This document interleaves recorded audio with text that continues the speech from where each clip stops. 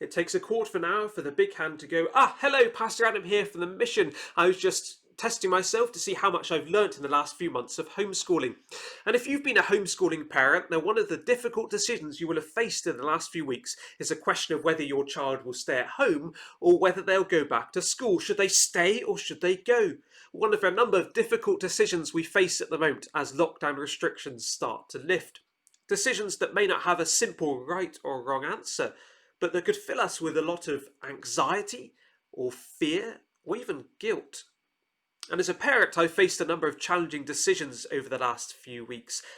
And as a Christian, one of the things that's helped me is the description of Jesus in the Old Testament, looking forward to when he would come into this world and saying that he would come as the wonderful counselor, mighty God, everlasting Father, Prince of Peace.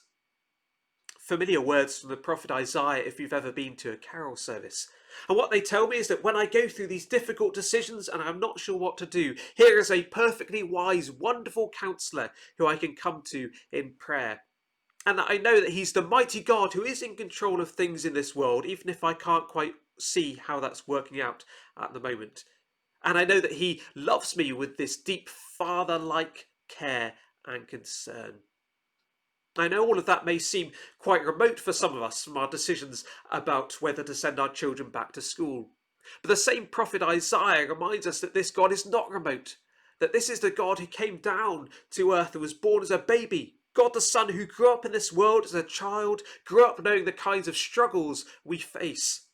And then he died on the cross to deal with our sin and our guilt, which separates us from God.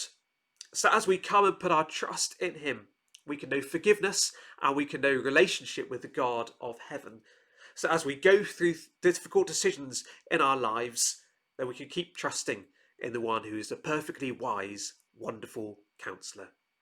Thanks for joining us. God bless.